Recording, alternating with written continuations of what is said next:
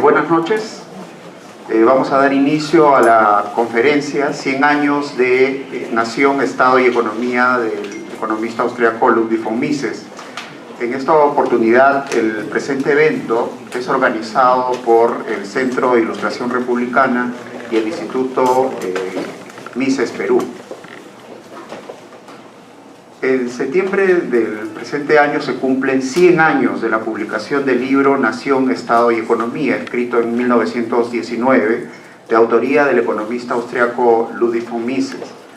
Este libro fue la segunda obra que publicaba Mises después de su otra obra también famosa, Teoría del Dinero y el Crédito, y representa en parte, ya que existen otras obras en la misma línea de investigación, la gran crítica que hace el economista a las diversas formas de colectivismo vigentes, ya finalizando la Primera Guerra Mundial.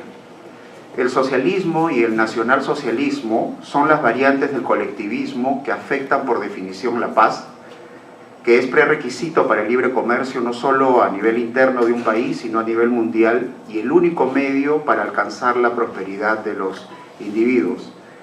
En las propias palabras de Mises, y esto es una cita textual de su autobiografía, con este libro, señala Ludwig von Mises, me proponía alejar a la opinión pública alemana y austriaca de la idea nacional socialista, que entonces no tenía aún una denominación particular, y de proponer la reconstrucción adoptando una política democrático-liberal.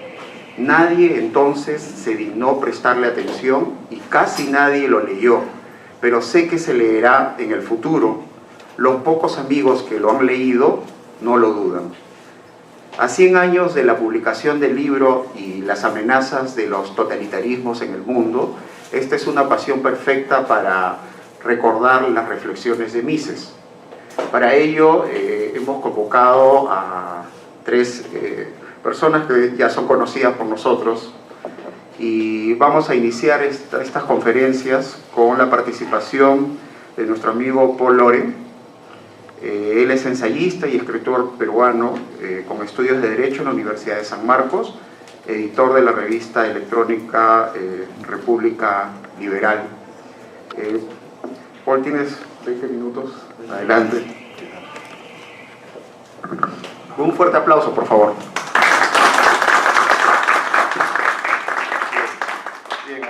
Muchas gracias por la invitación de poder hablar de un autor tan caro, tan importante para los liberales, ¿no? Que más que un autor es casi, a ver, no digo pensamiento guía porque puede sonar muy dogmático, pero somos dogmáticos porque al fin y al cabo Mises nos enseña a defender principios, así que no hay que orgullecerse con eso, pero es un autor que nos invita a pensar la libertad desde un punto de vista puramente intelectual, racional, ¿no? Y bueno, trataré de ceñirme al tiempo por el texto que he escrito para ofrecérselos esta noche. 7 años después de la publicación de Teoría del Dinero y el Crédito, 1912, Nación, Estado y Economía sale a la luz para explicarle al gran público el porqué de las dimensiones mundiales de la Gran Guerra que había terminado apenas un año antes. El libro de von Mises, Nación, Estado y Economía, se publica en 1919, es decir, exactamente hace 100 años. Hasta entonces, lo más cercano a un conflicto bélico de proporciones análogas fue la Guerra de los 7 años en el siglo XVIII, exactamente entre 1756 y 1763, porque fue un conflicto que se peleó en diferentes continentes, Europa, Asia, África y América. Incluso se puede decir que la independencia de los Estados Unidos fue una secuela de este conflicto, porque al fin y al cabo, 2 años antes, en 1754, Francia e Inglaterra se empezaron a pelear por la posesión de la piel de animales, y esto al fin y al cabo termina en una guerra que se va a engarzar y se va a conectar con la Guerra de los 7 años. Y esa guerra va a terminar en la medida en que las colonias inglesas del Atlántico, del norte de América, van a intervenir van a ser punto de apoyo muy importante de los ingleses contra los franceses, y en premio a ese apoyo, el rey de Inglaterra le va a aumentar los impuestos a los colonos, y bueno, ya sabemos lo que pasó. El aumento de sus impuestos, al fin y al cabo, genera la guerra de independencia norteamericana. Es decir, de 1919 a esta guerra del siglo XVIII había un gran trecho, ¿no? O sea, es decir, esta guerra de los 7 años es la primera guerra de dimensiones internacionales, ¿no? Obviamente el proceso de colonización que llevaron a cabo las potencias europeas desde el descubrimiento del Nuevo Mundo activó este tipo de conflictos, pero ya insertos en el siglo XIX en un orden económico plenamente internacionalizado, con la revolución industrial a cuestas y sobre todo con la expansión global del capital en ese siglo, la posibilidad de que se involucren más naciones en un conflicto de estas dimensiones era enorme, ¿no? Y eso fue lo que ocurrió en el verano de 1914. El punto de partida de Mises para explicar los motivos de la Gran Guerra estuvo en ese factor aparentemente simple a los ojos de nosotros, los contemporáneos, porque al fin y al cabo tenemos 2 guerras mundiales a cuestas y podemos ver las cosas con calma, pero hacia 1919 la primitiva idea de que la guerra purifica aún estaba presente.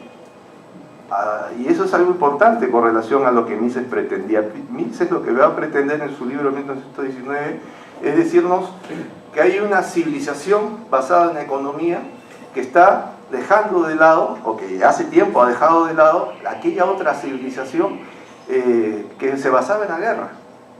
Y durante siglos el ser humano, los pueblos, las naciones se basaron básicamente en el despojo y en la guerra. Pero desde el siglo XIX eso se empieza a dejar de lado porque se apuesta por los negocios, por la economía, por el comercio internacional.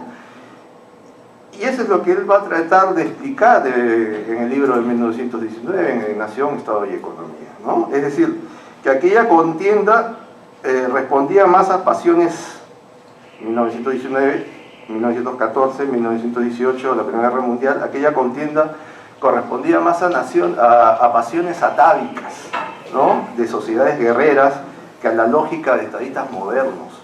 Tan solo es cuestión de buscar en los diarios y publicaciones previas al inicio de la contienda para darnos de bruces con un Fritz Haber o un Thomas Mann, ambos premios Nobel, el primero Haber en química, el segundo en literatura, que estuvieron en su momento fascinados con la guerra.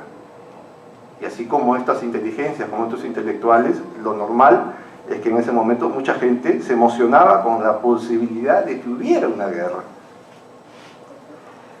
Lamentablemente no fueron casos aislados, la intelectualidad careció de las luces suficientes para advertir lo que una guerra significaba ya para un sistema económico basado en el comercio internacional.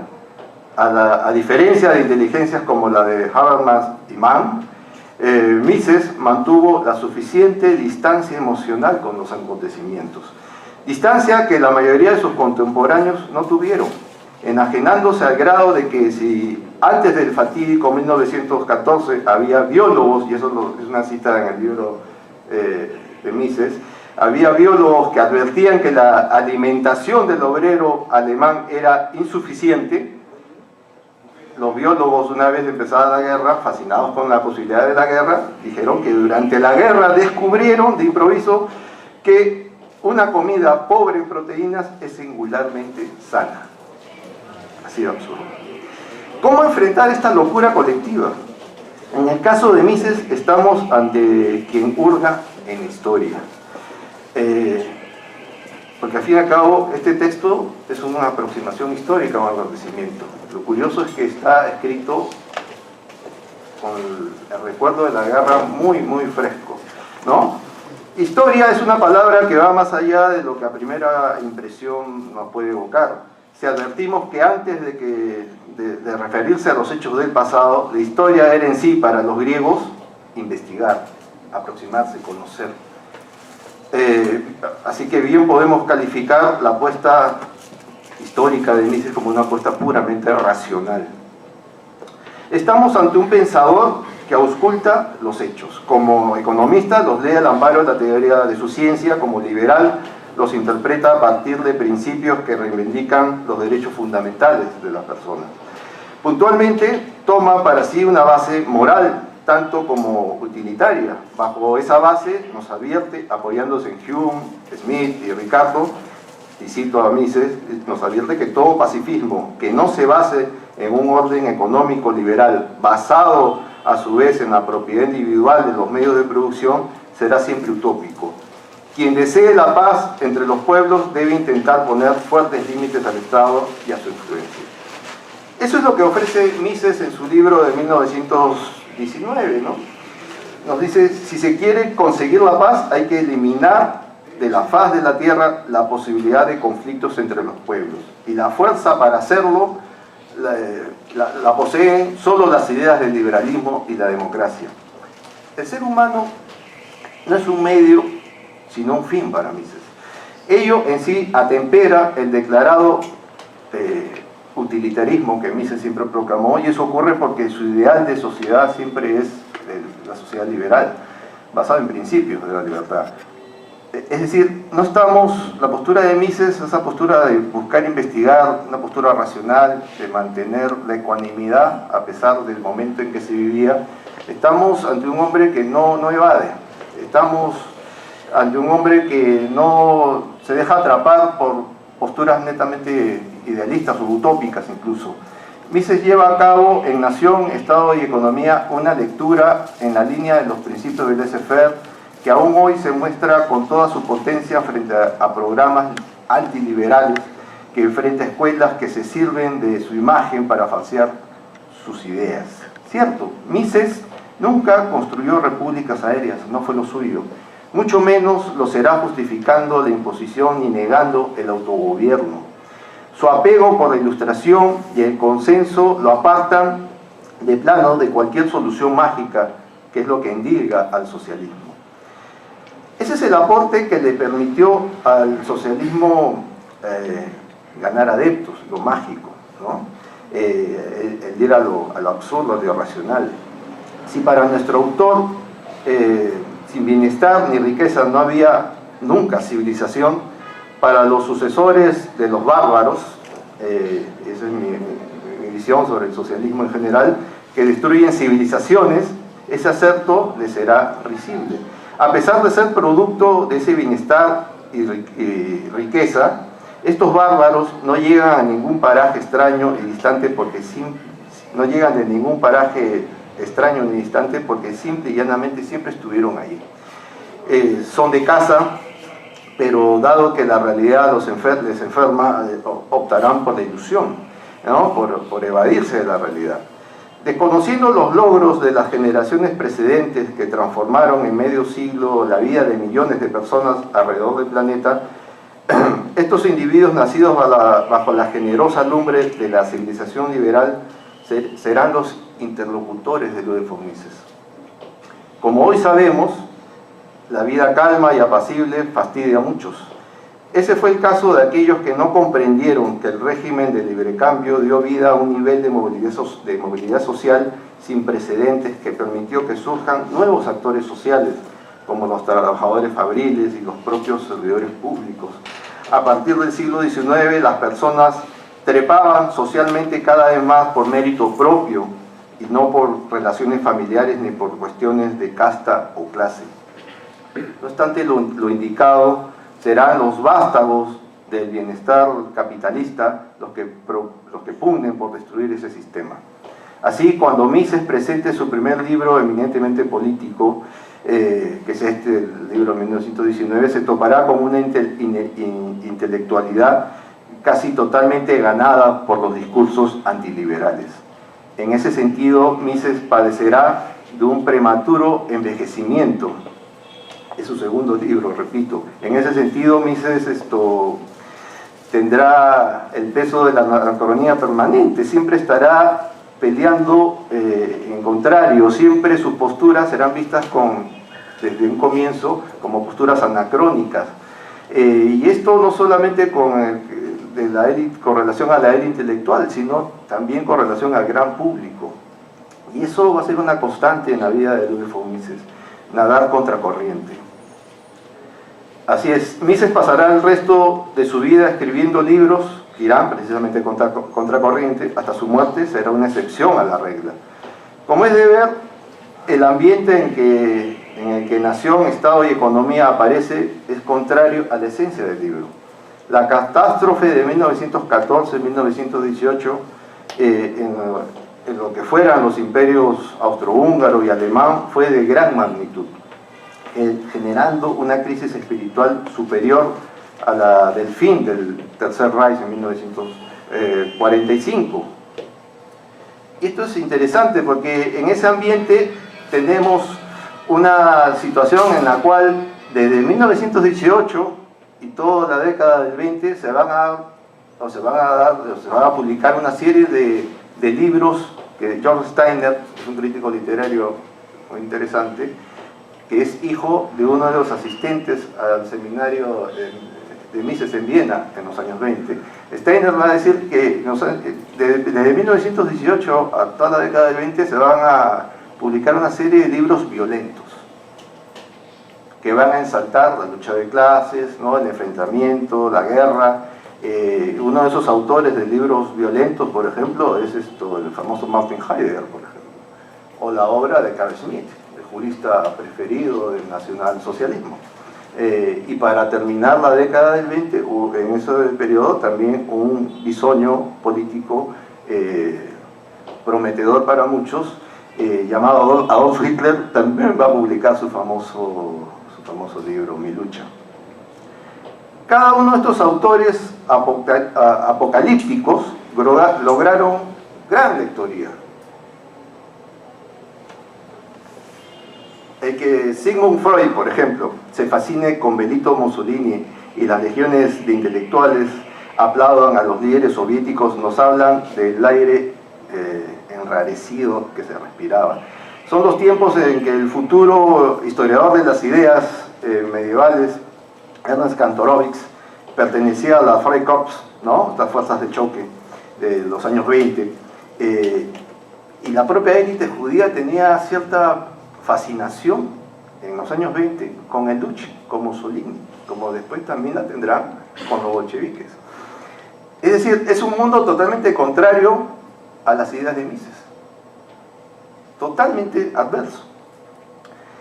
Pero como los humanistas renacentistas hostigados por los intolerantes de la reforma y la contrarreforma, según la tesis de Hugh Trevor Ruppelt, son los días en que los liberales acusan un grado de orfandad y hasta desorientación, que terminarán cayendo en el juego maniqueo de tener que optar entre dos males antiliberales, el club de los bolcheviques o el club de los fascistas.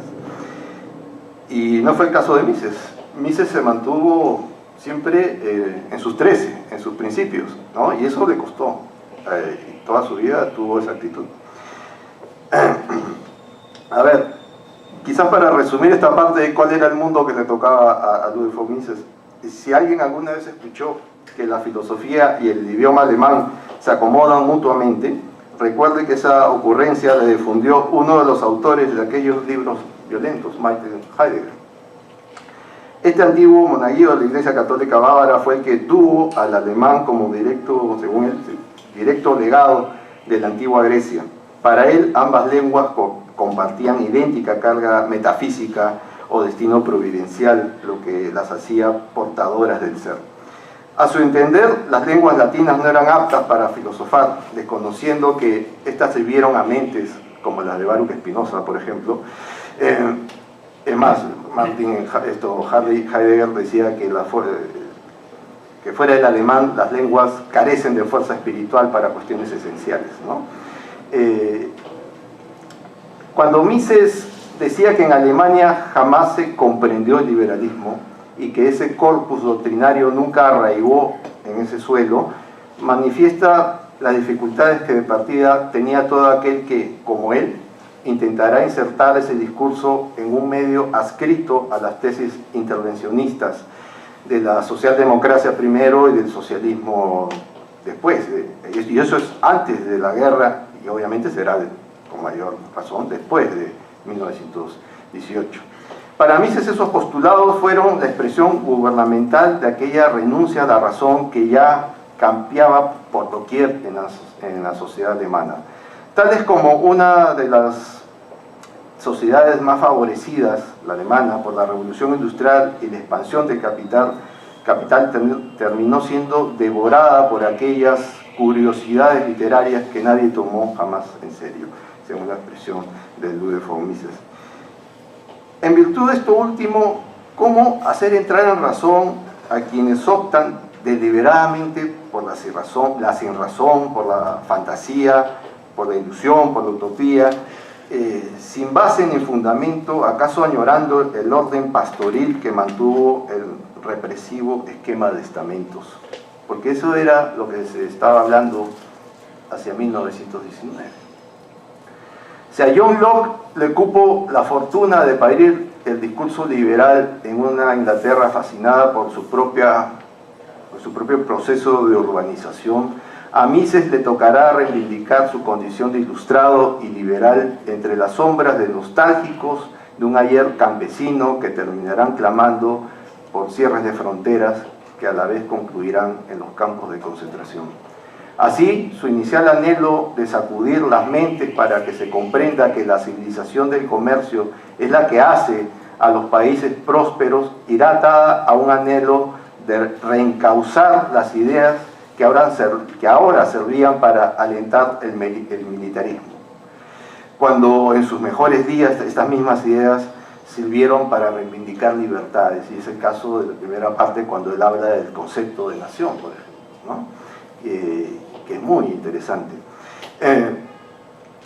Esta reivindicación en sí mismo exigía un freno al poder del Estado, ¿no? La reivindicación de esta visión del nacionalismo. Lo que para un rey prusiano fue lo que llamó una cadena de perro, ¿no? Es decir, someterse a las leyes, Mises lo tomará desde el recuerdo de los liberales alemanes de mediados del siglo XIX, que buscaron imponer desde el punto de vista intelectual en el debate, la ecuación lockeana de que la esfera de acción de libertades ciudadanas son directamente proporcionales a los límites del Estado, y por lo mismo a mayor capacidad de acción del gobierno o del Estado, esas libertades obviamente estarán más reducidas. Como se puede desprender de la lectura de la monumental biografía de George Guido Hülsmann, que le dedica a Ludwig von Mises, es imposible soslayar el peso que el eco, y este es un punto quizás controvertido con relación a Mises, es su visión de que es la Revolución Francesa la que representa los valores de la libertad que él defiende, ¿no? Quizás leyendo a Hülsmann uno se encuentra por qué esa predilección, y ese es un hecho muy interesante en la historia europea del siglo XIX, que es el proceso de secularización o de emancipación del pueblo judío en el siglo XIX. Lo va a tomar desde el punto de vista de la influencia de la Revolución Francesa en todo el siglo XIX, y cómo ellos van a poder convertirse en ciudadanos a partir de ese impacto de la Revolución Francesa en las diferentes naciones europeas, ¿no? Entonces, por ahí hay un recuerdo quizás más nostálgico con relación de Mises, con relación al origen del liberalismo, porque tiene una relación por ese lado, siguiendo a Hülsmann, pero lo que queda en claro es que lo que buscaba Mises era recuperar esa esencia del liberal alemán del siglo XIX, que es la del alemán democrático, que él lo coloca como el alemán de Weimar, ¿no? Y lo contrapone al militarismo prusiano de Potsdam. Y ese es un punto interesante, porque Mises nunca va a reivindicar a príncipe alguno, siempre se va a tener una postura de mirar al pueblo y mirar a los valores de la democracia como parte del discurso liberal. Y ya para terminar, simple y llanamente quiero apuntar por este último lado. En los últimos años hemos estado viendo cierto Mises irreconocible en ciertas páginas web y publicaciones, donde nos presentan argumentos desde Mises de una reivindicación del nacionalismo, de un Mises que detesta la llegada de migrantes, es decir, la libre circulación de personas por el mundo, y en este libro dice todo lo contrario. Y es el primer libro propiamente político de Mises, 1919. El libro de 1902 es un libro de teoría económica. Y Mises siempre va a tener esa postura. Es decir, para todos aquellos que quieran falsificar o transgiversar lo que Mises, las ideas de Mises,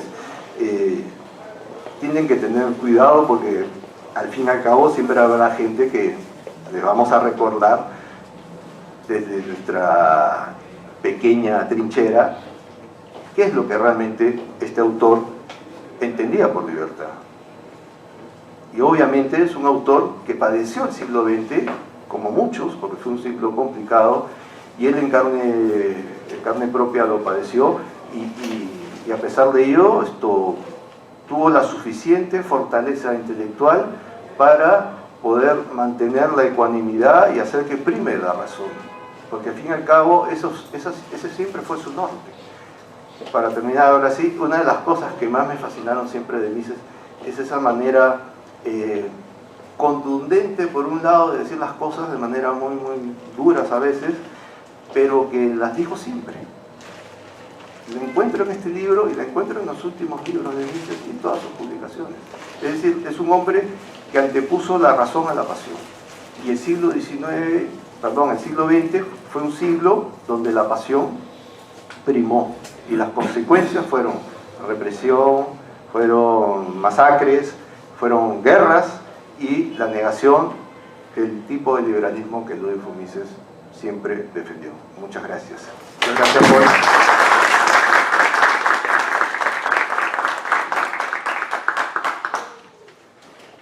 Bueno, a continuación tenemos la conferencia de nuestro amigo Iván Alonso, quien va a exponer algunas observaciones sobre la economía de la guerra. Brevemente, Iván Alonso es bachiller en filosofía por la Universidad Católica y doctor en economía por la Universidad de California, Los Ángeles, y columnista del Diario del Comercio. Recibámoslo con un fuerte aplauso.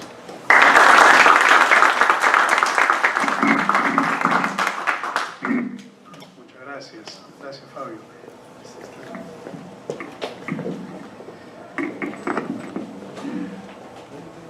Bueno, yo estaba temiendo que fuéramos en orden, porque si después de la brillante exposición de Paul iba a ser difícil decir algo, después de dos brillantes exposiciones de Paul y Federico, va a ser mucho más difícil. Así que felizmente me ha tocado estar al medio en el orden de las presentaciones.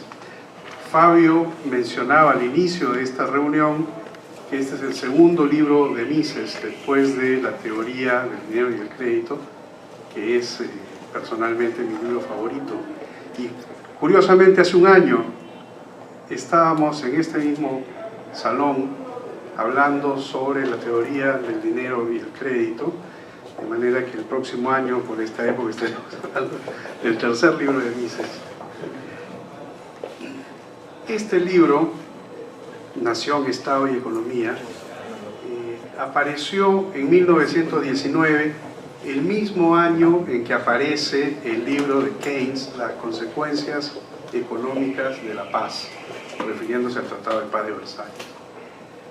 Y el prologuista de la edición americana de Nación, Estado y Economía, Leland Yeager, hace un paralelo entre los dos libros sobre la guerra que acaba de terminar.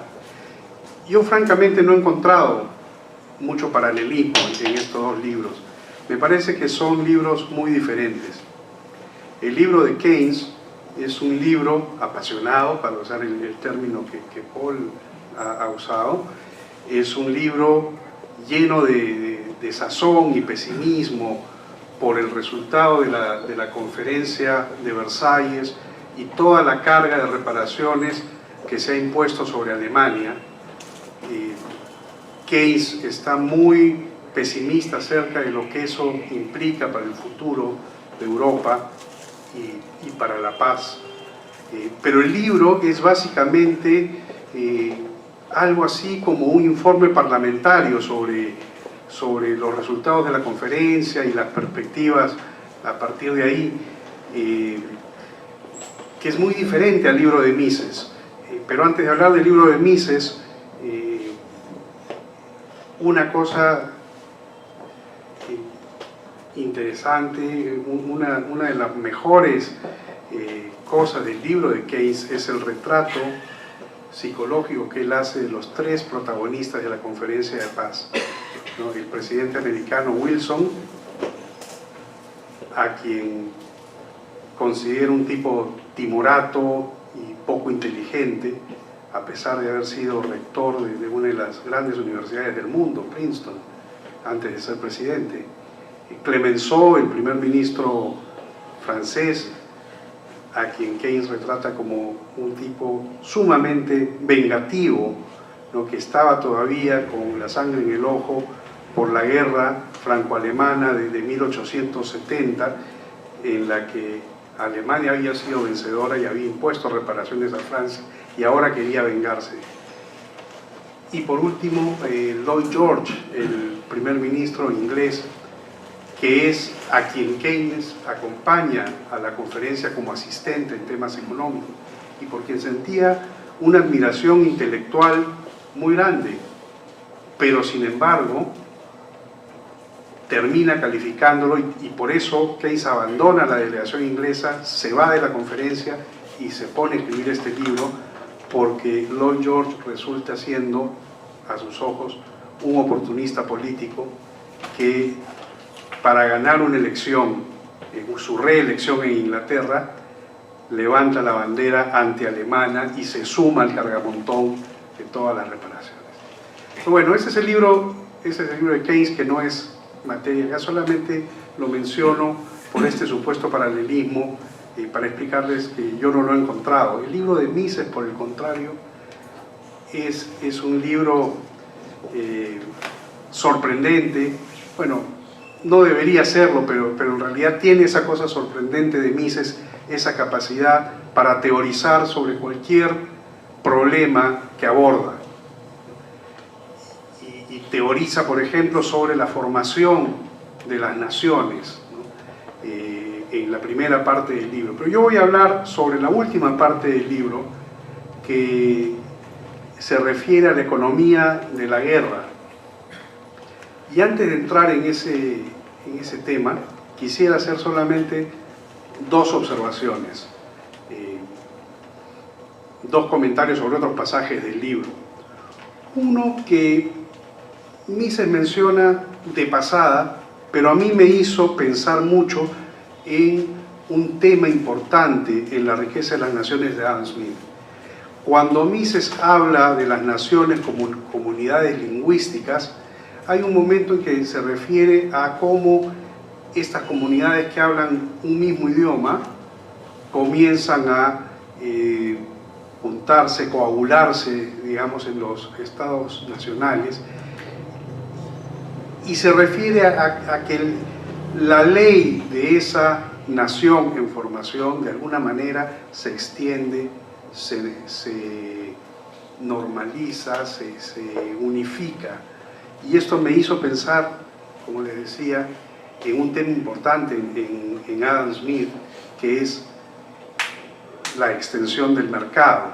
Adam Smith, si ustedes recuerdan, dice la división del trabajo, que es la fuente de la productividad y esta a su vez del crecimiento de la riqueza, depende, la división del trabajo, de la extensión del mercado.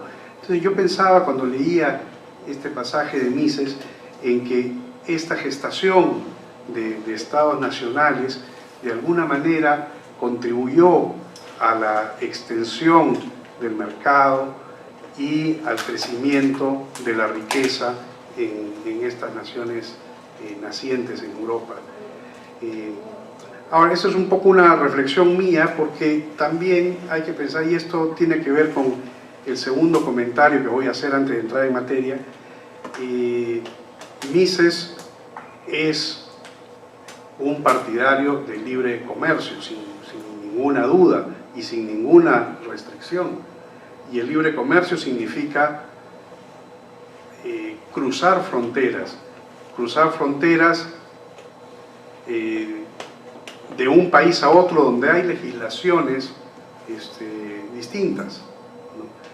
Entonces eso no es tampoco una barrera tan grande o tiene una limitación, esta extensión del mercado en el sentido de un mercado regido por una sola ley, tiene una extensión en el principio, tiene una ventaja, pero una ventaja limitada por otro tipo de ventaja, por el principio de las ventajas comparativas de David Ricardo.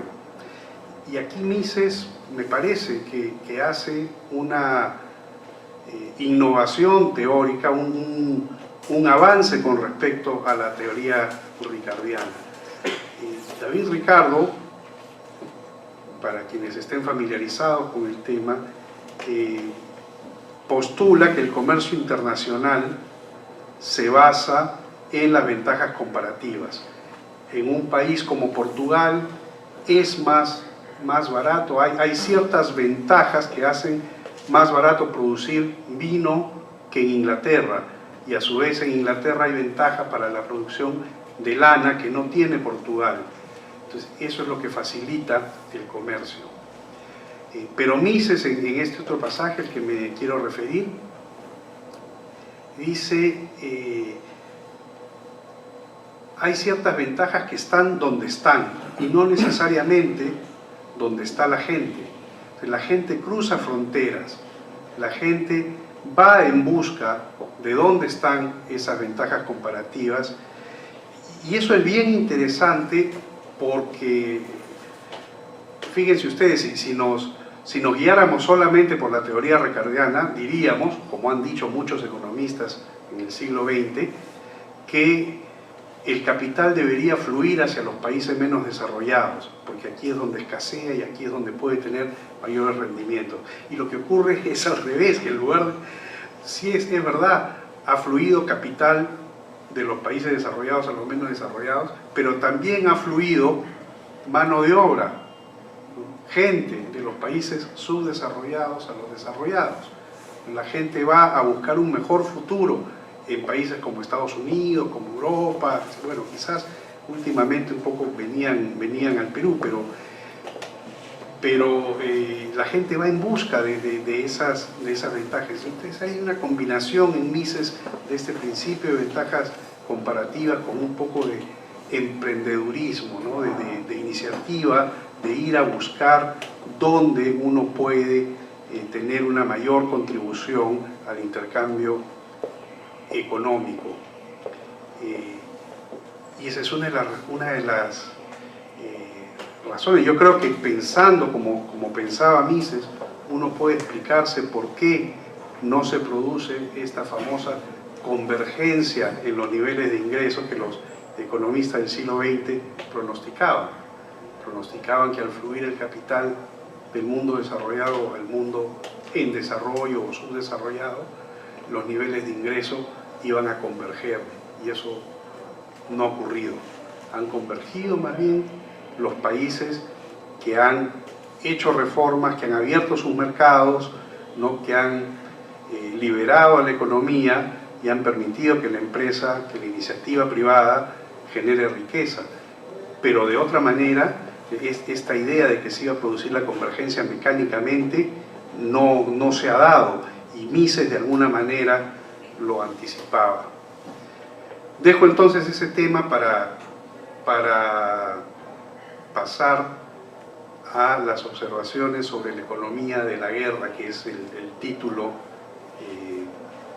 que le he dado a estos comentarios.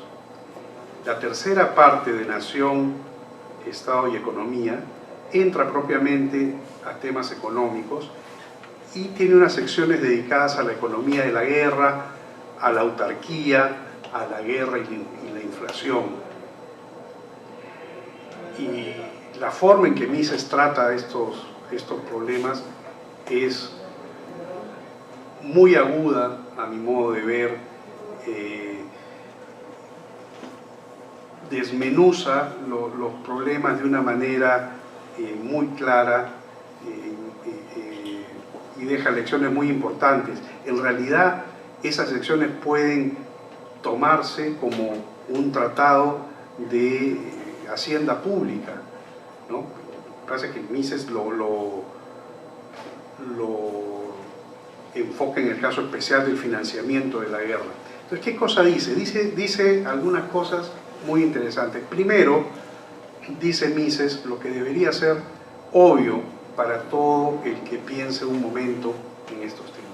Dice, la guerra nunca se financia con la deuda del Estado.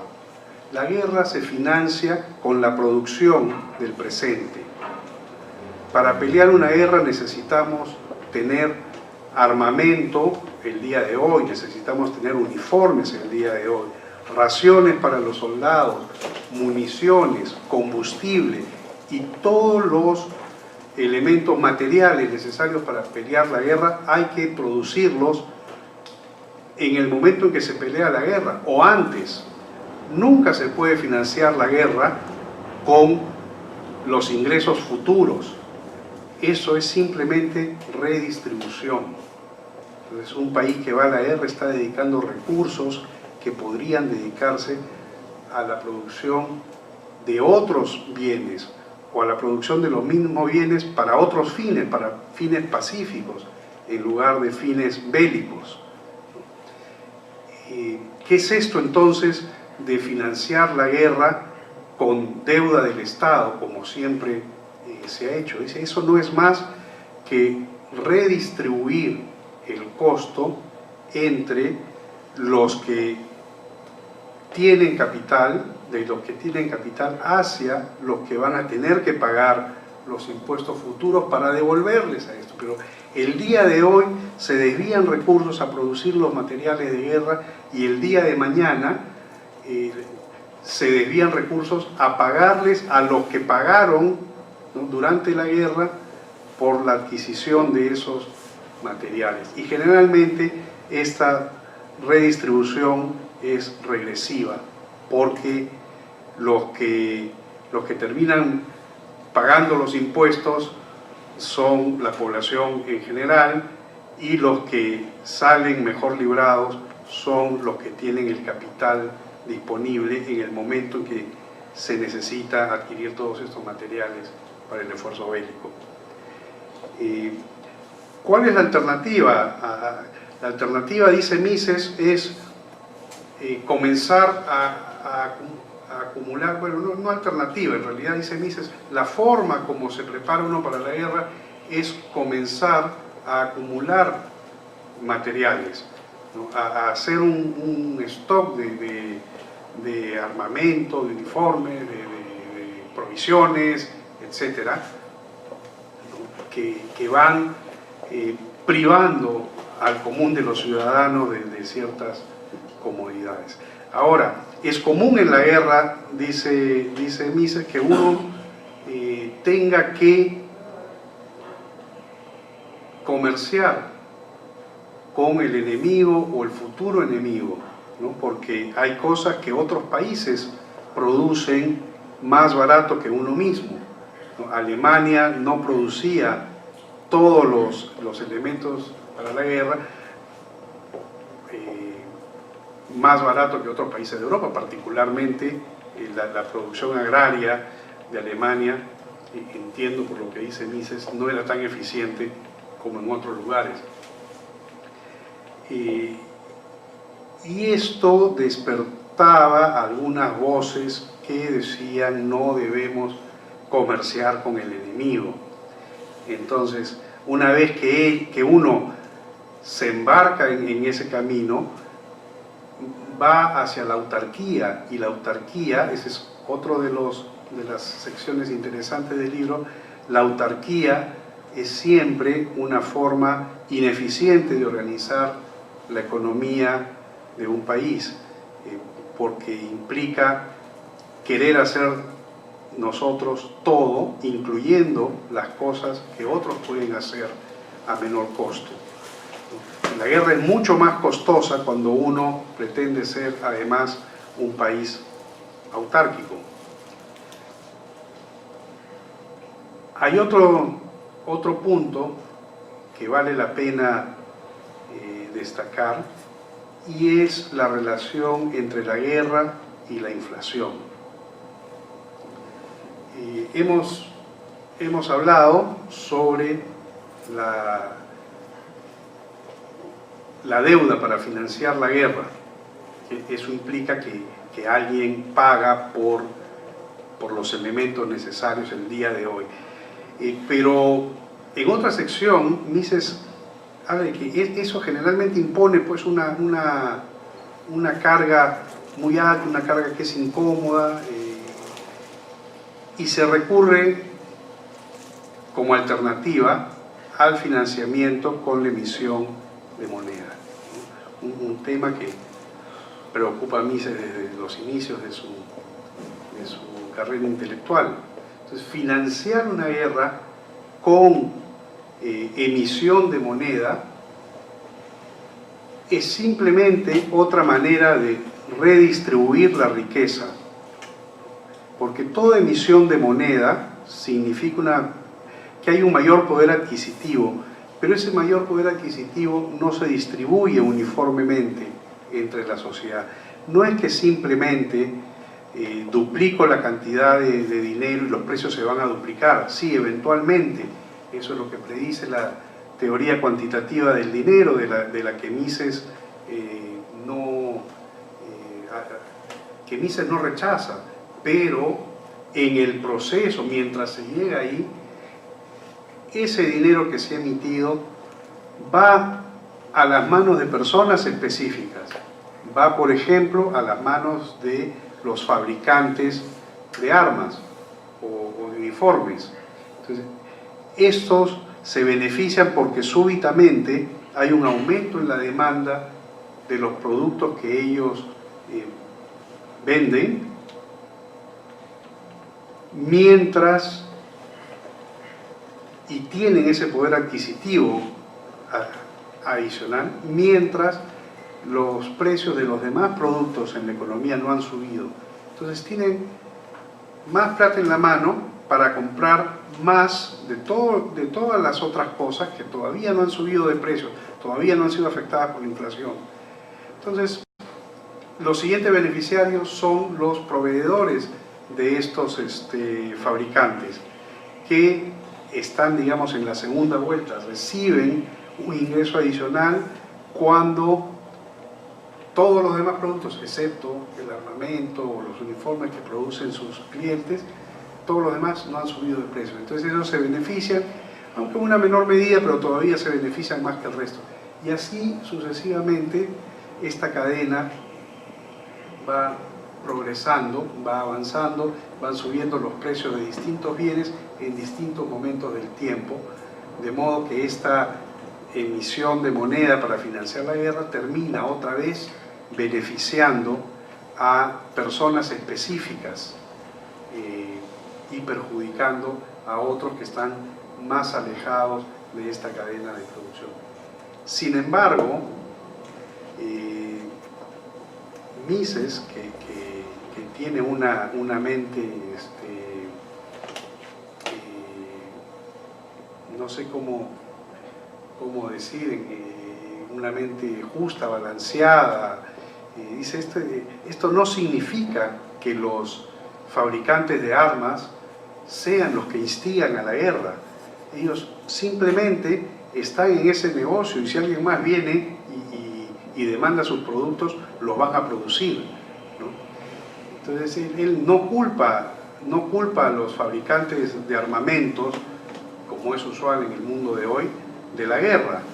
Los reconoce simplemente como gente que se beneficia cuando los políticos deciden aumentar la demanda por las cosas que ellos producen, así como se beneficiarían los productores de papas si el gobierno decide en algún momento, como estuvo a punto de decidir hace un año o dos, salir a comprar papas, ¿no?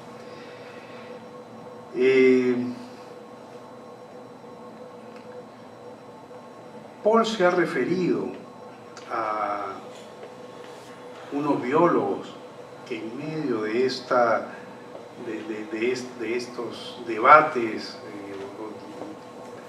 de estas manifestaciones ideológicas a favor de la guerra, descubrieron de pronto que una dieta baja en proteínas era una dieta sana, y descubrieron también que una dieta baja en grasas era una dieta sana, y una dieta baja en carbohidratos, digamos, también.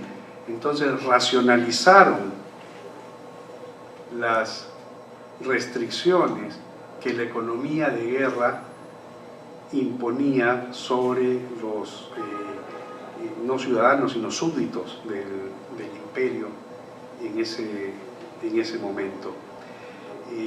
Yo recomendaría a los que no han leído todavía este libro que lo lean. Hay mucho que aprender en distintos órdenes de cosas, ¿no? En la historia de la formación de las naciones, pero también en lo que es propiamente economía.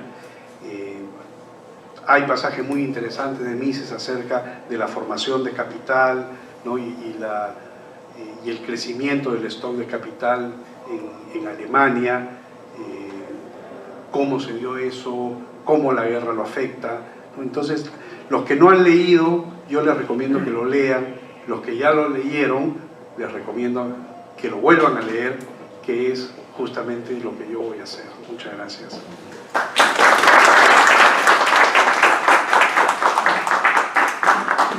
Muchas gracias, Iván.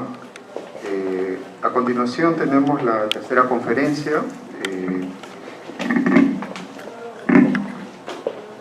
Tenemos la exposición de Federico Salazar, quien no requiere mucha presentación, pero me parece pertinente destacar sus estudios en filosofía en la Universidad de San Marcos y columnista en el diario El Comercio también.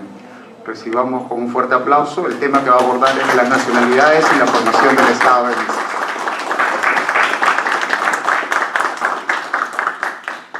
Gracias, Fabio. Gracias al Instituto Mises Perú y al Centro de Ilustración Republicana, que tiene un esfuerzo tremendo en estas reuniones de divulgación y de conocimiento de la obra de estos autores. Sí, efectivamente yo me voy a dedicar un poco a la primera parte del libro. Nación, Estado y Economía, ya se ha dicho, no es el primer libro, tampoco es el segundo, por si acaso, es el tercer libro. No es el primero, pero sin duda es el primero en que hace más bien manifestación de su convicción liberal. En eso sí es el primer libro, Nación, Estado y Economía. La que él va a confirmar con este libro, luego de lo que yo considero es su segunda década de formación ideológica. El primer libro lo publicó en realidad en 1902, cuando era todavía estudiante. Es una monografía sobre las relaciones de los campesinos y los terratenientes en el reino de Galicia, que es ahora parte del territorio de Polonia, digamos. Eso se presentó en el seminario de su profesor Karl Grünberg, que bueno, era un seguidor de la línea historicista de Georg Friedrich Knapp. El autor del libro es la Teoría Estatal del Dinero. Y ahí, bueno, en esa época todavía Mises era un poco historicista y un poco estatista, y él lo ha confesado, ¿no? De manera que esa es en realidad la primera publicación. Luego, por supuesto, ha venido el libro de la teoría del dinero y los medios fiduciarios, que se debe traducir ese libro. Pero ese libro, digamos, es un libro más bien económico, donde no hay una expresión ideológica, digamos, ¿no?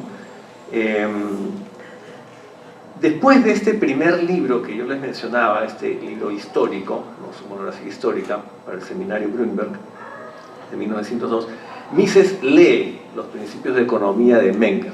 Eso fue hacia 1903. Lo leyó por primera vez y eso lo convirtió, según él mismo ha dicho, en un economista. En un economista, pero todavía no en un liberal. En 1903, Mises todavía no es un liberal. Menger se había retirado justamente ese año, 1903. Mises no alcanzó a tener clases con Menger. Menger había dictado 30 años en la universidad, pero lamentablemente, por esas cosas del destino, Mises no llegó a ser alumno de las clases de Menger. Lo que pasó fue que Mises tuvo que ir al servicio militar en 1901 y eso lo retrasó un año. Ese retraso que tenían que hacer además los judíos particularmente para estar más habilitados socialmente, ¿no? Mises tiene su historia militar, por si acaso, él fue teniente. Él luchó en la guerra de 1905 en las trincheras y también en 1915 también participó en la guerra. Tiene varias condecoraciones, por si acaso, se lo pueden ver en el libro de Hülsmann. Como les decía, este Mises recién pudo inscribirse en las clases ya no de Menger, pero sí en las de Ben Baber, que empezó a dictar en 1905 recién. Resultado de esos estudios con Ben Baber es que publica su teoría, la teoría de la moneda y los medios fiduciarios. Y esto fue muy importante porque de manera muy extraordinaria Ben Baber trató, que ya tenía un famoso seminario donde iban funcionarios del Estado, iban representantes de instituciones, banqueros, ¿no? Le dedica a von Baber 2 semestres al estudio del libro de uno de sus alumnos, ¿no? Que es Mises, ¿no? Por supuesto, Mises a esa altura ya había dejado la universidad cuando publica, pero seguía yendo al seminario. Él fue al seminario hasta 1913. La influencia de Ben Baber, pero sobre todo la experiencia que Mises va ganando desde 1909 en la Cámara de Comercio, es un nombre resumido que le damos, pero tiene un nombre mucho más largo, la Cámara de Comercio de Viena, donde es funcionario. Esa experiencia, él mismo lo ha dicho, es la que es más determinante en su formación liberal. Sobre todo en relación a las medidas que la Cámara tenía que enfrentar, las medidas de los gobiernos, que eran medidas intervencionistas en la economía, ¿no? Una serie de medidas, no voy a dar el detalle, pero todo este trabajo que él comenzó a desarrollar se comenzó a dar cuenta de que todas estas convicciones estatistas e intervencionistas y regulatorias en las que lo habían formado los profesores, ¿no? Sus profesores Filipovich, Bernatzik, el mismo Grünberg, todos eran estatistas, intervencionistas. Era la época, ¿no? Como ha dicho Paul. Pero todo ese tener que enfrentar a eso desde el punto de vista de la Cámara de Comercio es lo que finalmente consolida su convicción liberal, ¿no? Esta es la que yo llamaría la segunda década, entonces, de la formación intelectual, académica e ideológica de Mises, que es la que va desde sus inicios en la Cámara de Comercio en 1909 a la publicación de Nación, Estado y Economía de 1919. Esa década es muy interesante en la formación de Mises. Nación, Estado y Economía no es pues un libro juvenil, ¿no? El autor lo publicó cuando ya tenía 38 años, no era un jovencito, ¿no? Ya era además un personaje conocido en la vida pública vienesa, quizá no austriaca y quizá no germanohablante y quizá no europea, que luego lo iba a hacer, pero por lo menos en Viena Mises era un personaje muy conocido ya hacia 1919. Era además reconocido como economista y como especialista, sobre todo en temas monetarios. Y por otro lado, a pesar de los 100 años que cumple este libro, no es un libro antiguo, ni mucho menos anticuado. Es, por el contrario, las ideas acá contenidas no han dejado de estar vigentes en la historia política europea y resultan además especialmente iluminadoras, creo yo, en la actualidad y sobre todo en países como el nuestro, de conformación multilingüe y pluricultural, como lo fue Austria-Hungría, que colapsó en 1918, el imperio, y cuya crisis sirvió a Mises de objeto de estudio. Entonces acá tenemos una herramienta para estudiar el Perú, porque el Perú es un estado multilingüe y pluricultural. De manera que nos encontramos con Mises al cabo de 100 años, de una manera muy cercana. De hecho, acá hay muchos estudios sobre el tema del multilingüismo y la pluricultura que se pueden aprovechar. Cuando hablamos del carácter plurinacional del país, estamos remitimos al mismo sentido con que Mises usa el término nacional. Es un sentido etnográfico, cultural, lingüístico, en vez del sentido político, geográfico o territorial. Mises publica este libro al inicio de la Primera República Austriaca, en medio de toda esa turbulencia causada por el fin de la monarquía dual y su derrota en la guerra, y en medio también además de los problemas políticos, económicos, administrativos, era un verdadero caos, y sociales de esta época de dramático cambio que ellos estaban viviendo. Este es su primer libro liberal y también su primer libro político. Planta ahí el enfoque sociológico e histórico que va a desarrollar luego en el resto de su obra y que además sirve de fundamento incluso para su pensamiento económico.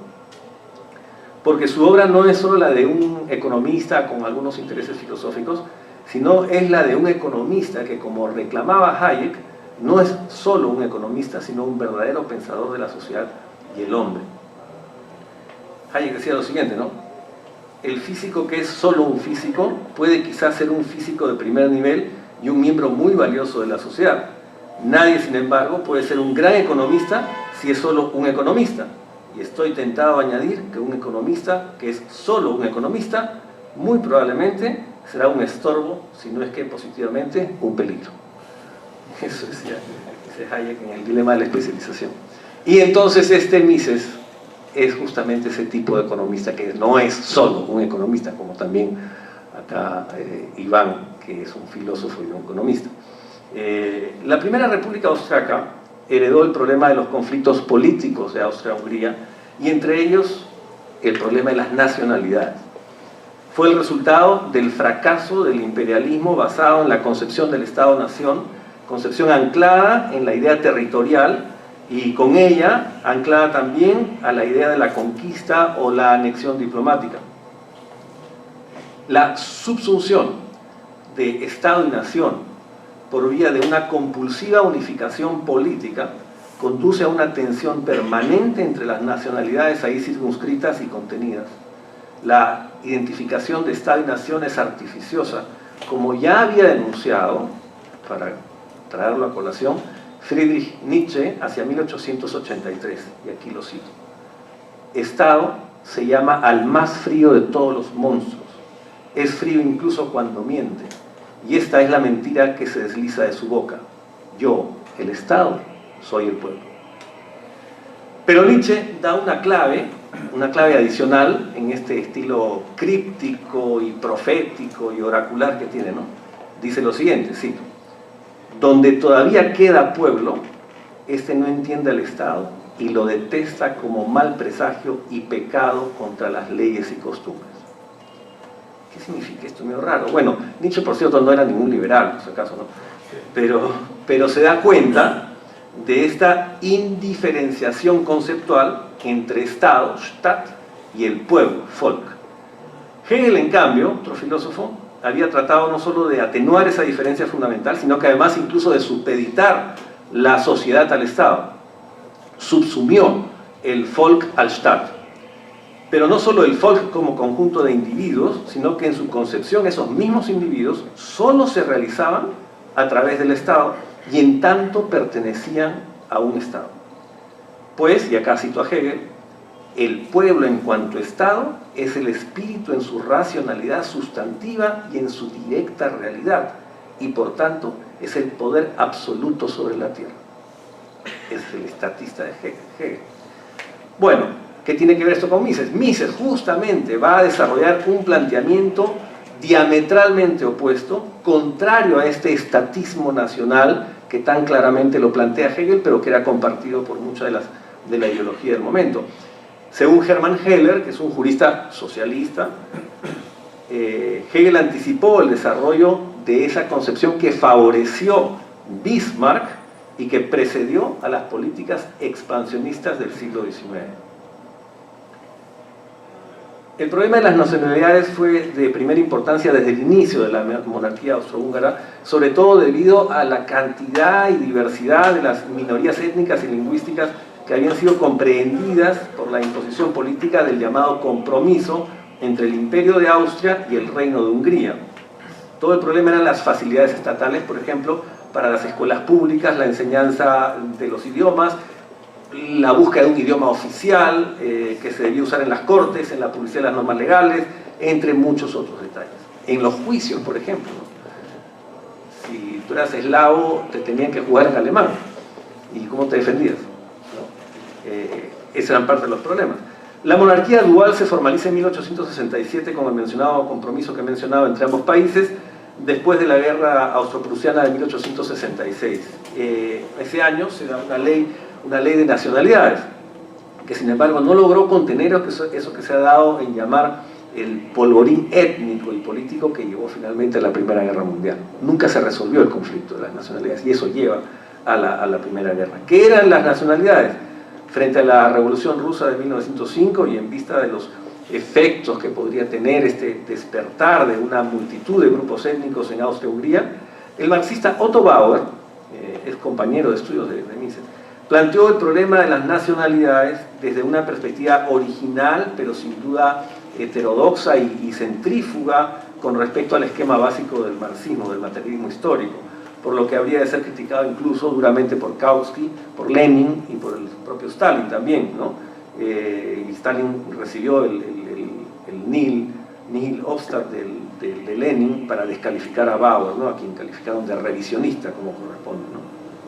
Bueno, este Otto Bauer hablaba del carácter nacional como rango definitorio de la nacionalidad y basaba la categoría en lo que él mismo denominó materialismo nacional, ¿no? Tomaba obviamente una parte del materialismo histórico. Ponía un pie en el terreno de la cultura, un tipo muy inteligente, lo que desafiaba la etiología marxista basada en las clases y en su relación con el desarrollo de las fuerzas productivas. En el fondo, el socialismo ruso buscaba acreditar soluciones que favorecieran el poder centralizado y la noción de clase llevaba al internacionalismo clasista, es decir, debía haber las clases transversales a las naciones. La clase era más importante que la nación. Y a la clase misma como categorías preponderantes sobre la categoría de nacionalidad. Mises, colega, como he dicho ya, de estudios de Bauer, no solamente que iban a la misma universidad, estuvieron en una asociación de estudios sociales, ambos, hacia 1908, por ahí, con Renner también. Incluso Mises en su autobiografía manifiesta un aprecio intelectual hacia Bauer, ese era el único más o menos inteligente entre los marxistas que había por ahí. Mises, digo, asocia la nación a principalmente la comunidad lingüística, la Sprachgemeinschaft, coincidiendo con algunos criterios de un señor que se llamaba Ludo Hartmann, que también es un historiador muy interesante también de este grupo de estudios que había en la Universidad de Viena entre los estudiantes. Hartmann, en su definición de nación, había dicho, cito comillas, indudablemente el idioma es el medio necesario para una comunidad basada en el intercambio que sea tan estrecha como para que pueda ser considerada como una comunidad cultural. Y esto lo dijo en un texto que parece que Mises no llegó a conocer, en un evento de sociólogos, creo que fue en 1913, por ahí, 14. Sí, en 1913. Y digo que no conoció porque en sus memorias Mises lamenta que no se hayan conocido más los puntos de vista de Hartmann. No está diciendo que piense igual, sino que le parecían interesantes. De hecho, parece ser que este tema de la centralidad del idioma en la definición de la nacionalidad no era algo nuevo, ¿no? Por supuesto viene de Arndt, de Jacob Grimm y muchos otros, ¿no? Pero Mises forma su punto de vista basándose probablemente en los estudios de un señor Moritz Lazarus y un señor Richard Böck, a quienes no cita, no encontraron ninguna cita de ellos, pero es muy poco probable que no conociera. ¿Por qué? Porque además Lazarus era un autor judío muy vinculado a la discusión sobre el tema de la nacionalidad judía. Los judíos eran una nacionalidad, eran un grupo étnico, eran un grupo religioso, ¿qué eran? Eso se planteaba Lazarus. y varios. Y además este Lazarus editaba un libro, una revista académica, un journal, que se llamaba Revista de la Psicología Popular, la Völkerpsychologie, que equivale un poco a la cosa de la ideología, digamos, y de la lingüística, ¿no? En el cuarto volumen de este journal se publica un largo ensayo de este señor Beck sobre la significación estadística del habla popular como marca distintiva de la nacionalidad. Por eso yo supongo que Mises no desconocía esto. Del que Lazarus toma la idea de que, comillas, solo el idioma es el verdadero distintivo de la nacionalidad. Para Lazarus, el idioma o la lengua, la palabra alemana es Sprache, pero Sprache puede ser traducido como idioma y puede ser traducido como lengua, incluso como lenguaje. Luego podemos entrar en el detalle de esas diferencias. Bueno, este Lazarus dice que la lengua es el elemento objetivo más importante para la formación de la unidad nacional. A pesar de la importancia de la lengua, sin embargo, este Lazarus no quiere dejar de enfatizar el aspecto espiritual de la conformación de la nacionalidad. Cito de nuevo: el pueblo es un ser puramente espiritual, sin algo adicional que pueda llamarse, aunque sea solo por analogía, su cuerpo, a pesar de que no es completamente independiente de relaciones materiales. Y continúa: el pueblo es un producto espiritual de los individuos que a él pertenecen. O sea, es el pueblo el resultado de los individuos, no los individuos resultado del pueblo. Lazarus elabora una relación entre este Volksgeist, el espíritu del pueblo, y la lengua, como producto de la comunidad de individuos que han superado su aislamiento y que han crecido en sus relaciones sociales. Mises no ha citado a Lazarus, pero conceptos e ideas como las de Böck o la de Lazarus y las de Humboldt, Guillermo de Humboldt, parecen reverberar ahí en el fondo del enfoque que hace Mises de esta relación entre el individuo y la comunidad, de la identidad nacional en la manifestación del individuo.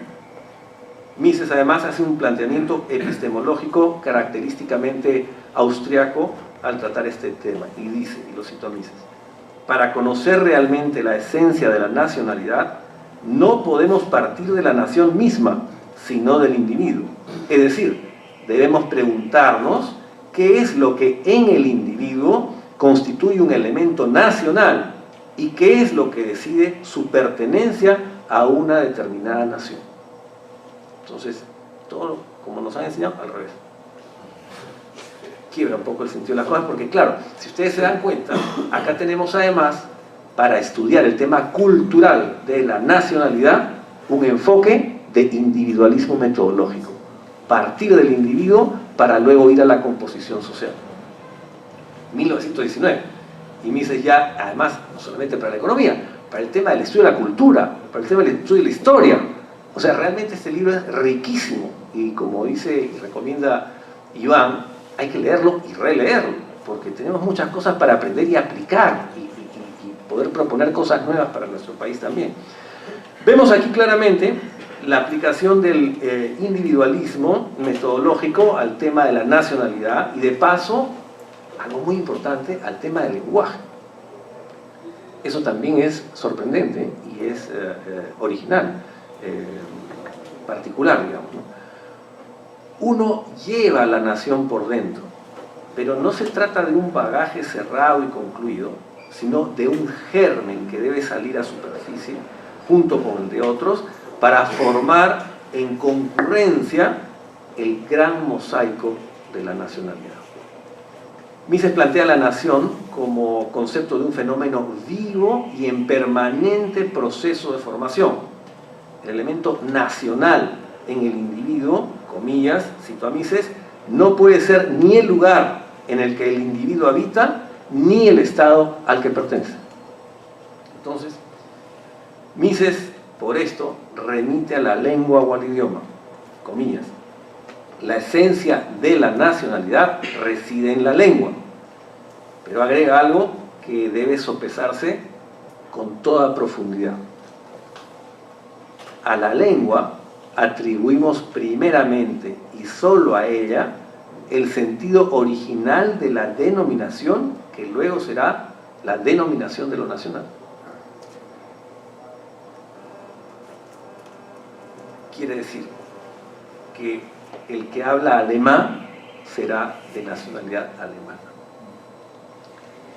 No piensen en Alemania, piensen en lo alemán, porque Mises pensaba, como muchos otros, que por ejemplo los alemanes de República Checa y los alemanes de hoy día Polonia y los alemanes de Austria eran igual de alemanes que los alemanes de Alemania.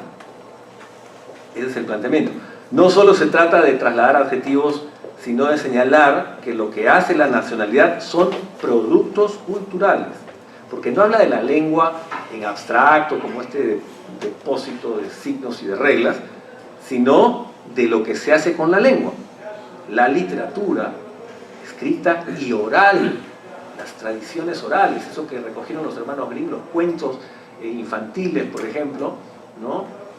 La sabiduría popular, las tradiciones, la historia, los recuerdos de los antepasados, la mitología, pero también no solo hacia atrás, hacia adelante también, la rama utópica de los pueblos en lo que se plantean como desafío, como horizonte, como posibilidad, etc.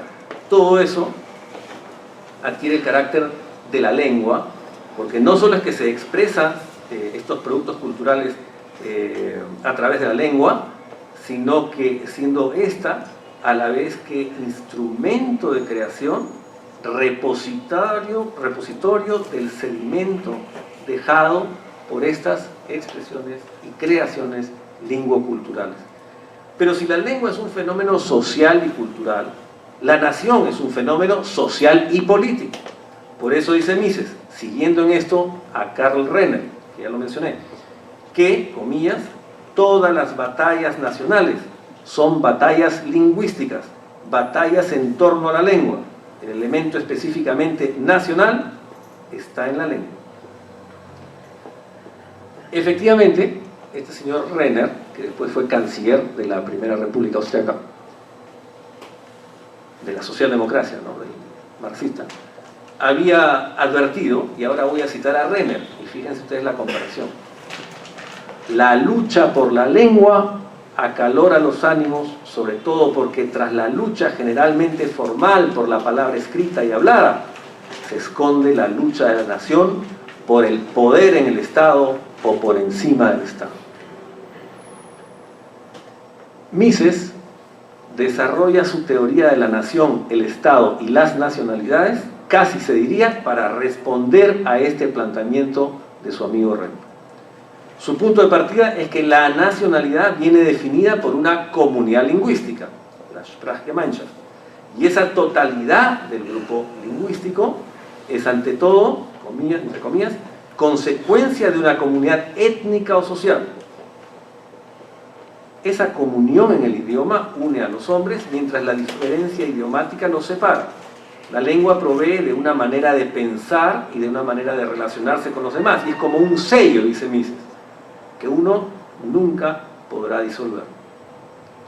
Siguiendo un curso humboldtiano, ya parecido a lo de Wilhelm von Humboldt, en cuanto a la relación de lengua y pensamiento, Mises insiste en la impronta que ejerce la lengua sobre las relaciones sociales, el pensamiento y todo, dice, para todas las manifestaciones de la vida, eso lo digo entre comillas, pues la capacidad de formar conceptos y el dominio de la palabra son el criterio de la formación cultural. Él pone la palabra en alemán Bildung, que es equivalente a educación, formación, etc. Surge el problema, por tanto, de la confluencia de las lenguas y las nacionalidades, que se resuelve históricamente por la adopción de una lengua del Estado, una lengua oficial, que sin embargo oscurece la realidad fundamental del lenguaje. Cito a Mises: el elemento primigenio en el idioma popular lo da el hecho de que toma su fuerza de la vida de quien lo habla. Esto es decisivo, determinante, parece Saussure, es increíble.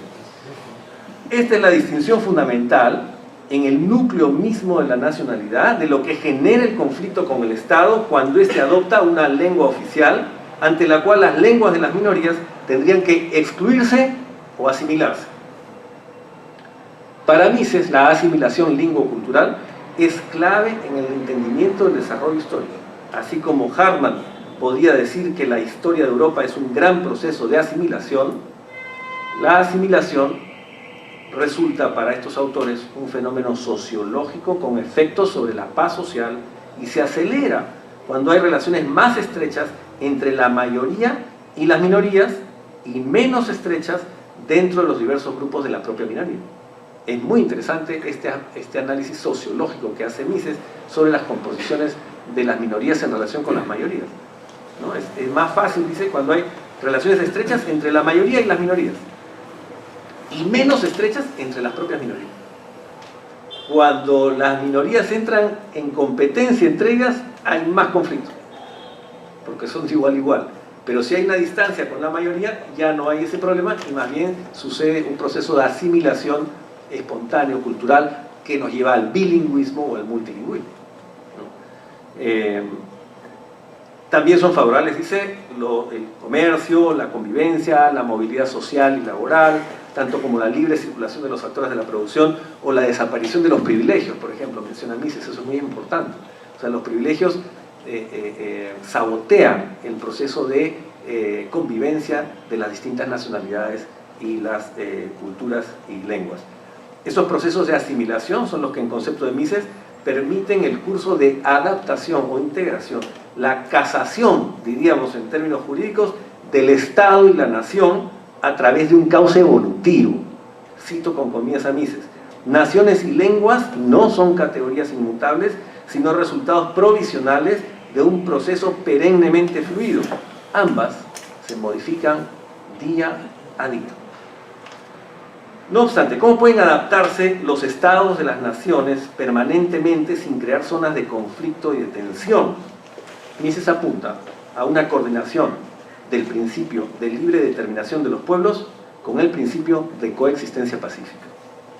El pacifismo es corolario del cosmopolitismo, que apunta a quebrar las limitaciones estatales de exclusión y aislamiento. Ojo que Mises escoge la palabra cosmopolitismo en vez de la palabra que usan los marxistas, internacionalismo, porque el internacionalismo es uno de clase, en cambio Mises habla de otro concepto. Por eso Mises advierte en 1919, comillas: hoy el grado de desarrollo alcanzado por la División Internacional del Trabajo requiere una amplia unificación del derecho y de las instituciones comerciales en general, y esta exigencia se dejará sentir con tanta más urgencia cuanto más la economía se transforme en una economía mundial. Entonces Mises vio 100 años para adelante. Esto era 1919, después de la guerra, y él podía ver este tema de la internacionalización de la economía. La unidad nacional, entonces, no dependerá de una territorialización del derecho y del Estado, sino al contrario, de una internacionalización del derecho y del Estado. Y la clave es una sola. Mises nuevamente: el liberalismo, concluye Mises, trata de resolver las dificultades que la diversidad de las instituciones políticas pone al desarrollo del mercado, sustrayendo la economía al Estado. Es decir, retirar al Estado de la cuestión de las nacionalidades, retirar al Estado de la cuestión de las comunidades lingüísticas, retirar al Estado de la economía. Esa es la receta. Esta es la gran diferencia con el esquema democrático, entre comillas, intentado por la socialdemocracia de Otto Bauer y Karl Renner, esquema que fracasó y que, lejos de aliviar las tensiones y las diferencias entre minorías étnicas, entre las nacionalidades, las aumentó y las agudizó, al punto de encender el fuego que luego se convertiría en la terrible hoguera de la Segunda Guerra Mundial. El nacionalismo estatista de este austromarxismo no podía ofrecer paz y estabilidad institucional. La estatización generalizada, la Durchstaatlichung de la vida y de la economía, advertía Mises, lleva inevitablemente a la lucha entre los pueblos. La única alternativa la propuso Mises en este libro cuyo centenario hoy día aquí en el Perú celebramos: el liberalismo basado en la coordinación de los derechos de los pueblos con los derechos de las personas, principio y fin de cualquier esquema político y social. La idea del liberalismo, establece Mises, tiene como punto de partida la libertad del individuo. Y por eso mismo, comillas de nuevo, la única y verdadera autonomía nacional es la libertad del individuo frente al Estado y a la sociedad. Lamentablemente, como sabemos, Mises no fue escuchado y los problemas creados por los errores socialdemócratas de la Primera Guerra llevaron a los horrores nazis de la Segunda. No se trata, por supuesto, de lamentarse y de recordar a Mises como quien visita su urna ahí en el mausoleo de Ferncliff en Nueva York. Se trata más bien de rescatar su legado en todo lo valioso que tiene para enfrentar las nuevas realidades, los nuevos retos que tenemos, con las mismas herramientas que él enfrentó los desafíos de su tiempo. La razón, el conocimiento y el inmarcesible fuego de la libertad. Gracias.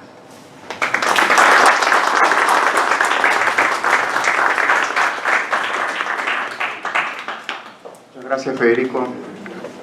Interesante la conferencia. Vamos a pasar a una ronda de preguntas y luego Martín Portillo, a ver si nos diriges unas cuantas palabras. Si habría alguna pregunta, por favor, levante la mano. Sí, adelante. Sí. Sí. Buenas tardes. Acerca del plano lingüístico, había mencionado hasta el final de ¿cuál es la relación en sí? Y también como respecto a la economía capitalista con el Sí, bueno, mencioné como una especie de broma, ¿no? En el sentido de que lo veía a Mises tan compenetrado y con tanto conocimiento del tema sociolingüístico, no lingüístico, sino sociolingüístico, de las comunidades lingüísticas, y hablando de cómo el lenguaje se realiza a través del individuo en la ejecución del habla, que decía, parece sociólogo, dije, ¿no? Es como un comentario, ¿no? Porque, digamos, lo veo muy compenetrado en el estudio de la lingüística, ¿no? Como te digo, más un enfoque sociolingüístico, lo que hoy se llama sociolingüística, que la lingüística misma, ¿no? Y eso porque seguramente seguía a estos autores que publicaban esas revistas. Bueno, con respecto a Jeremy Bentham, la respuesta está clarísima en este libro. Hay pasajes en los que Mises está exponiendo y criticando el planteamiento económico socialista, o sea, de la socialdemocracia alemana. Pero lo está haciendo en un plano estrictamente científico, digamos, ¿no? O sea, el programa socialista busca, dice, la mayor satisfacción del mayor número. Dice, pero eso es exactamente lo mismo que buscaba Jeremy Bentham, y dice, el mayor partidario del libre comercio que existe ha querido también, ¿no?, la mayor satisfacción del mayor número. Entonces veamos cuál de los dos programas es más eficaz, cuál de los dos es más nos lleva a ese objetivo. El objetivo es el mismo y el socialismo simplemente, concluye Mises, es inferior al liberalismo para alcanzar ese fin. ¿Alguna otra pregunta?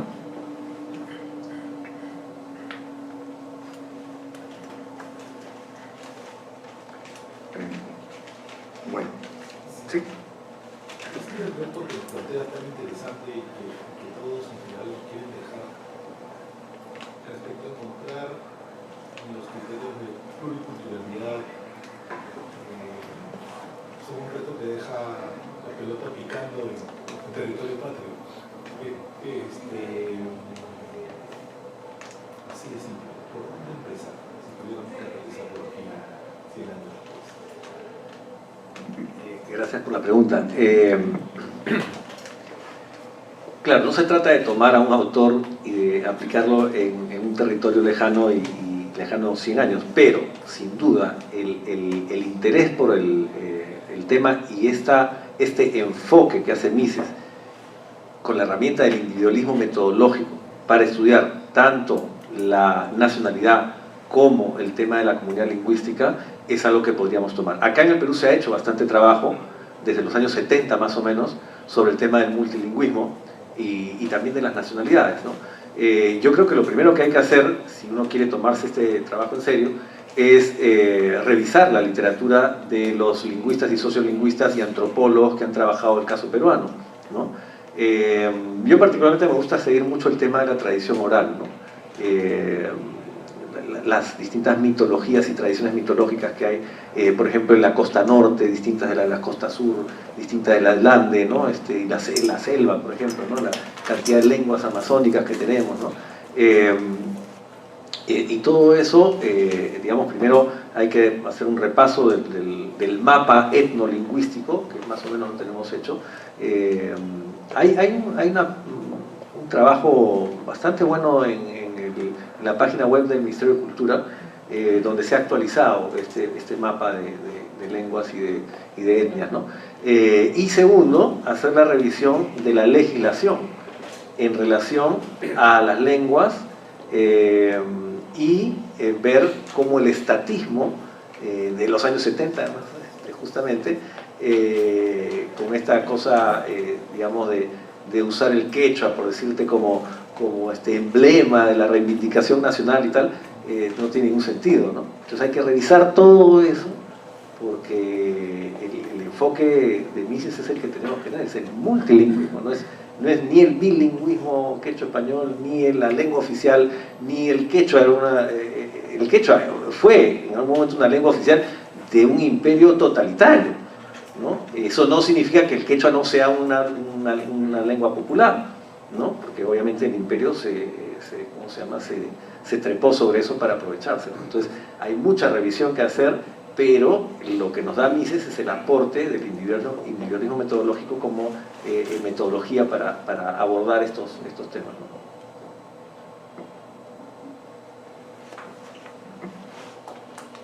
Bien, si no hay más preguntas, quisiera cerrar este homenaje a la obra de Ludwig von Mises, invitándolos también a lo que hemos denominado la von Mises Nacht, ¿no? La noche de von Mises, que es este sábado, una reunión para tomar un poco y comentar anécdotas de von Mises en la librería Arcadia Mediática, en Girón Rufino Torrico 885, en el centro de Lima. No va a ser una reunión académica, sino más bien una reunión casi festiva, ¿no? Una tertulia. Y quiero, en nombre del Centro de Ilustración Republicana que presido, agradecer el panel a nuestro maestro Federico Salazar, a nuestros queridos Iván Alonso y Paul Orán, quienes diríamos ahora, después de casi más de 20 años, casi 30 ya, hemos podido realizar este homenaje.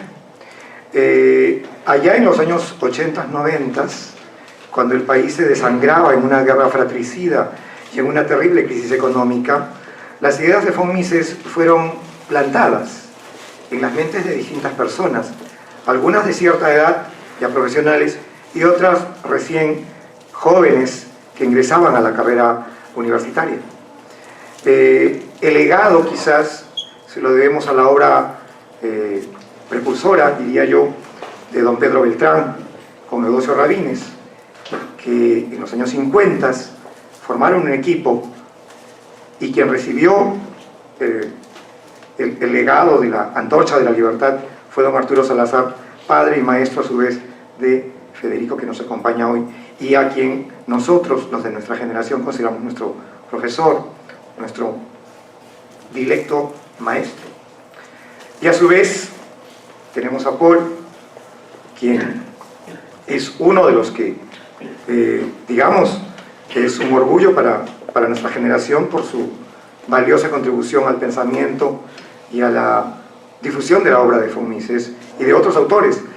Es por eso que este homenaje es para nosotros muy sentido, muy especial. y tener a ellos, a Iván, a Federico, que fueron un núcleo de jóvenes también entusiastas en los años 90, y que hoy en día nuestro país, envuelto en nuevas circunstancias y en nuevos vaivenes, en nuevas ilusiones, los jóvenes envueltos en nuevas utopías, ¿no? Quizás la obra de von Mises deba ser no solamente leída, revisada, sino también reivindicada.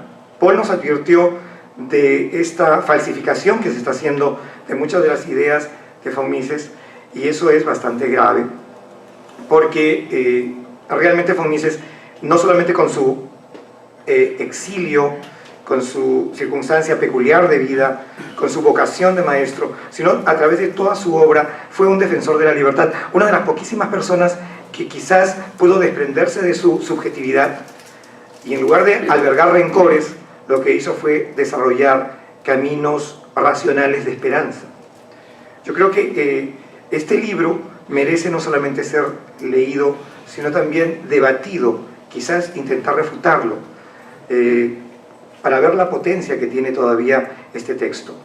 Es una invitación a las personas que estudian humanidades, ciencias sociales, y por ese motivo quiero agradecerles a todos ustedes su presencia, y nuevamente para el panel pido un fuerte aplauso por su apoyo.